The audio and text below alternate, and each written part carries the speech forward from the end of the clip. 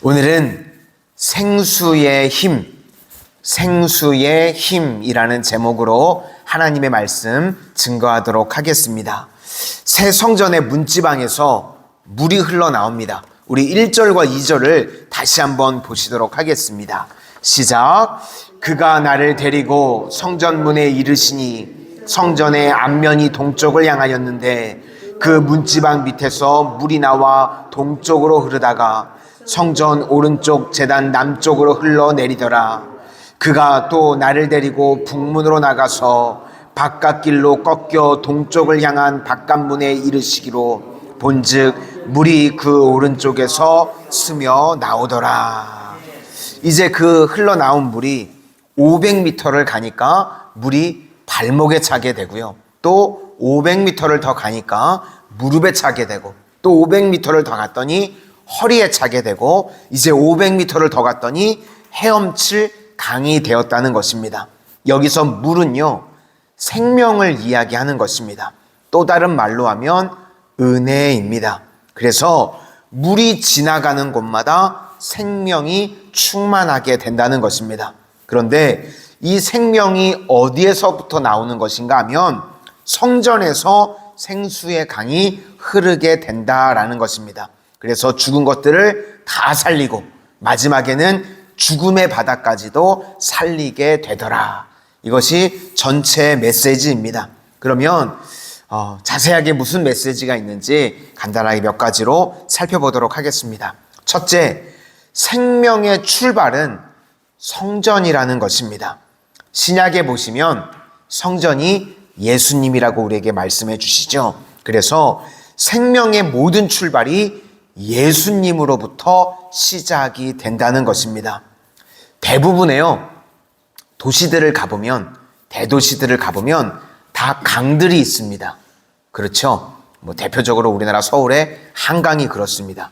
그런데 예루살렘에는요, 실제로는 강이 없습니다. 산성입니다. 왜 그런가? 예수님이 생수의 강이 되시기 때문에 그렇습니다. 예레미야 2장 13절 말씀을 보시면 인간이 행하는 악이 두 가지가 있답니다.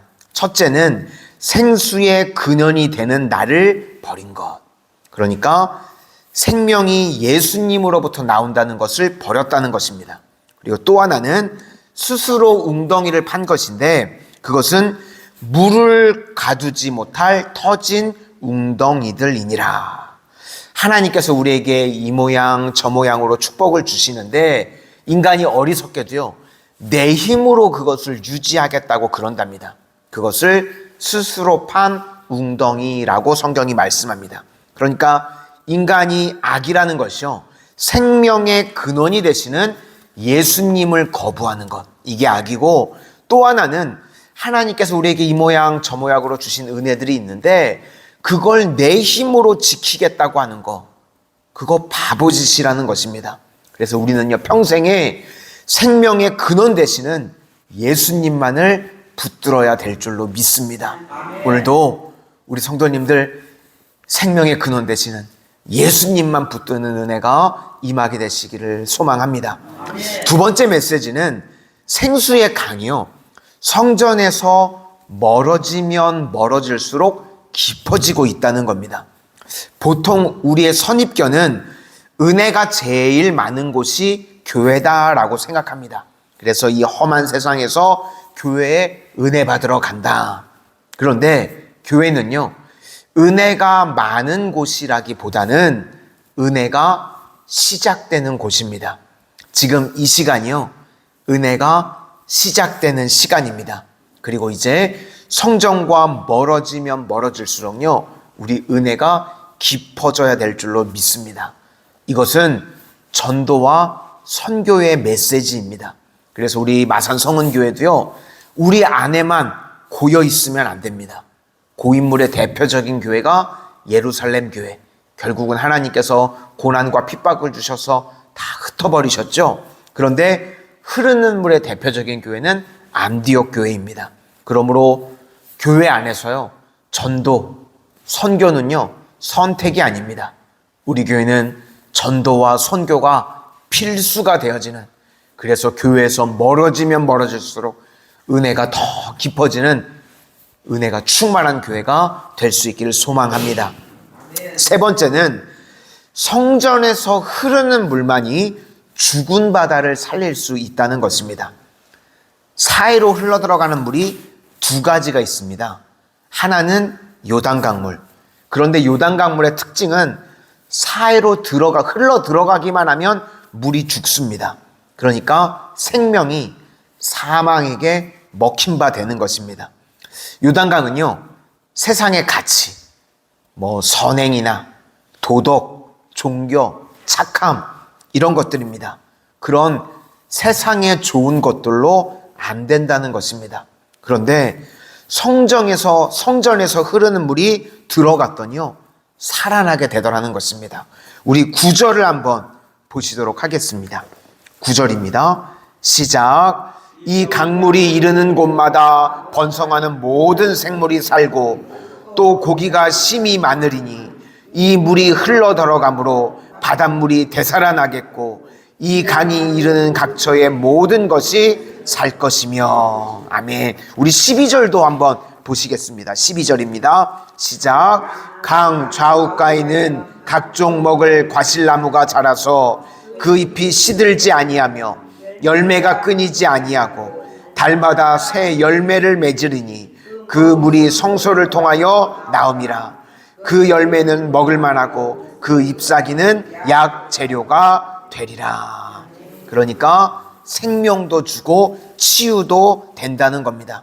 오늘도 예수님께로부터 흘러나오는 이 은혜의 생수가 우리 성도님들 삶 가운데 치유와 회복의 역사로 임하게 되시기를 주님의 이름으로 축원합니다. 마지막 네 번째는 인간의 절망이 하나님의 시작이라는 것입니다. 예수님께서요, 이 신약에 와서 씨 뿌리는 비유를 설명하면서 너희들이 보기는 보아도 보지 못하고 듣기는 들어도 깨닫지 못한다. 이사야서 6장에 있는 말씀을 인용하셨습니다. 사실 씨 뿌리는 비유의 비유가요, 어려운 비유는 아닙니다. 그냥 들으면 대충 맞출 수 있을 만한 내용입니다. 그런데 이 누가복음 8장 10절에 보니까 뭐라고 말씀하시냐면 하나님의 나라의 비밀을 아는 것이 너희에게는 허락되었으나 다른 사람에게는 비유로 하나니. 그러니까 다른 사람들은 못 알아들으라고 비유로 말했다는 겁니다. 그런데 이게 보기는 보아도 보지 못하고 듣기는 들어도 듣지 못할 내용은 아닙니다. 그러니까 이 이야기는 일반적으로 이해하는 것 넘어서의 뭐가 있다는 것이겠죠. 먼저 1차적인 의미는 씨 뿌리는 비유가 아니라 좋은 밭의 비유라는 겁니다. 씨는 막 그냥 여기저기 뿌리는데 밭이 중요하다는 겁니다. 길가, 바위, 가시떨기, 좋은 밭. 그래서 우리의 심령이 좋은 밭이 되어야 된다. 그리고 2차적으로는요, 도저히 씨가 자라지 못하는 곳에 예수님께서 그곳에 들어가셔서 내가 첫 열매가 되어주겠다. 그런 뜻이 있는 겁니다. 무슨 이야기인가 하면 돌밭에 떨어지면요, 씨가 못 자랍니다. 그런데 예수님께서 그 돌밭에 떨어져서 그 돌을 뚫고 들어가서 열매 맺게 만드시겠다는 것입니다. 우리가 맺을 수 없는 것을 예수님께서 맺어주시겠다는 겁니다. 그러니까 이게 단순히 열매 맺자라는 메시지라고 그러면요, 우리가 길 까고 돌받치고 가시떨기입니다. 그러면 우리가요, 결심하면 되던가요? 우리가 결심하고 각성한다고 되는 게 아닙니다. 언제 되는가? 주가 일하시면 됩니다. 나는 돌밭인데 안 되는 것 같이 보이는데 예수님이 그 사람의 주인이 되셔서 돌밭을 뚫고 들어가서 뿌리를 내리게 하신다는 것입니다. 그러므로요, 하나님께서 우리를 사용하실 때요, 저는 자격이 없어요, 부족해요, 지렁이만도 못해요, 그러지 말라는 겁니다. 우리가 그냥 가만히 있으면요, 하나님께서 나를 통해서 역사하시고 일하시는 줄로 믿습니다. 오늘도 하나님께서 우리를 통해서 일하시면 죽었던 모든 것들을 살려내실 수 있음을 믿으시기를 바랍니다. 우리 성도님들 한 분 한 분을 통해서 우리 각 가정을 살리기를 원하시고, 우리 성도님들 한 분 한 분을 통해서 우리 교회를 살리시기를 원하시고, 우리 성도님들 한 분 한 분의 기도를 통해서 이 민족을 살리기를 원하시는 줄로 믿습니다. 이런 은혜를 체험하는 믿음의 종들이 다 되시기를 주의 이름으로 축원합니다. 기도하겠습니다. 오늘도 생명이 되시는 예수 그리스도의 능력이 저희들의 삶에 나타나게 하여 주셔서 죽었던 것들이, 깨어졌던 것들이 살아나고 회복되어지는 은혜의 역사가 임하게 하여 주시옵소서. 우리 마산 성은교회를 통하여서 은혜의 생수가 우리 가정에, 이 지역에, 이 민족에 흘러가게 하여 주셔서 죽은 것들이 예수의 이름으로 살아나지는 은혜의 역사가 임하게 하여 주시고, 우리 성도님들 건강의 문제, 물질의 문제, 깨어진 관계의 문제, 우리 자녀들의 문제, 예수 그리스도의 능력의 이름으로 살아나지고 회복되어지는 은혜의 역사가 충만하게 임하게 하여 주시옵소서. 예수님 이름으로 기도드립니다. 아멘.